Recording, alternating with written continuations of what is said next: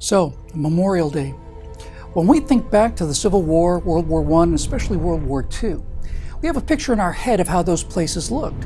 We know what Omaha Beach looked like. We know what the sunken road at Antietam looked like. We know in our minds how it looked on that first day on the Somme in World War I, gray, grainy, grim, and hopeless. But that's not what the men who fought and died there saw. A few weeks ago, a friend of mine sent me this picture. It's a photo taken for the 150th anniversary of the Eastern and Western Lines meeting to finish the Transcontinental Railroad. Wow, look at all that color. Look how sharp everything is, how beautiful the paint looks. So much nicer than how it looked 150 years ago when everything was just kind of brown. This is the sepia world of history. But 150 years ago, the trains and the people didn't look like that. They look like this. If you'd been there with a 4K digital camera instead of a daguerreotype, this is what you would have seen. Now, once you realize that history only looks like history because of the limitations of, and sometimes the complete absence of, the means of recording those timeless places and events, well, if you realize that, something strange and something very magical happens. I'll show you what I mean. Here's a picture from America's bloodiest single day, September 17, 1862. Now, on that day, 2,100 Union soldiers and 1,550 Confederates were killed in battle just outside of the town of Sharpsburg along the banks of Antietam Creek. This is what it looked like then, and here's how it looks today. But that's the error, you see. Bloody Lane, the sunken road at Antietam, looks like this today, and it looked exactly like this on September 17, 1862. Mentally, if you can, transfer the bodies you see in this black and white picture and place them here where they actually fell, because that's how it really looked to the people that were there. And if you can pull this off, you should be seeing a lot of red. Here's the Dunker Church, as photographed by Matthew Brady and his team in 1862. Here's how it looked to the men who fought and died there. So, July 1st, 1916, first day on the Somme. 16,000 British soldiers died that day, most of them in a stretch of about 15 minutes.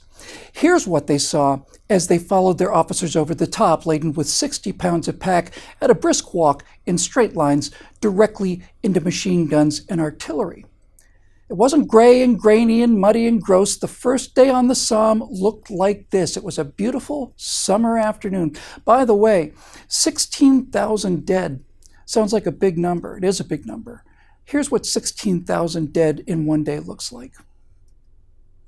Now here's a picture of Anzac Cove at Gallipoli, also in World War I. Here's how it looks to us, and here's how it looked to the men when they actually arrived there. Let's take another example. Here's a B-17 over Germany. Now, this isn't how World War II looked. This is how World War II looks to us. If you'd been one of the men flying into that living hell every day, you would have seen something that looked like this. June 6, 1944, Omaha Beach on D-Day. That's not what these guys saw. That's just how we see what they saw. This is what Omaha Beach really looked like when they went ashore on that fateful day. Now, as we move into the Pacific Battle of World War II, it starts to become surreal. The difference between the black and white and grainy images that we know as history versus the incredible colors of the actual islands where these events took place. For instance, here's Tarawa, 1943, but this is what Tarawa actually looked like in November of 1943. Here are two Marines living through hell on the landing beaches of Saipan in June of 1944. This is the color of hell as seen by those two Marines. Now, sometimes, however, things look unrecognizably different when we see them from the present day. Here's the last photograph of Hitler taken during his final few hours of life, emerging from his bunker for a last look at the ruins of Berlin. This nondescript little patch of ground here is precisely where that last photo was taken. Adolf Hitler's legacy lies not under some monumental dome in the center of gleaming New Germania, but rather underneath the corner of a small parking lot, unmarked and forgotten, the banality of evil come full circle. And finally, for the last stop in our little time travel tour, this absolutely ordinary, completely nondescript street scene in Japan wouldn't give you the slightest clue that the small brown panel on the wall marks the precise spot where at 8:16 in the morning of August 6, 1945, an atomic bomb named Little Boy detonated about 2,000 feet directly above that brown plaque in the city of Hiroshima. Now, in a city made almost exclusively of wood and paper, the only structure left standing was the Hiroshima Prefectural Industrial Promotion Hall, just a few hundred yards away. Today, that building, the Atomic Dome as it's called, is lost in the bustling city of over 1 million people, and this picture of Hiroshima is living proof that it's possible to go to hell and find your way back again.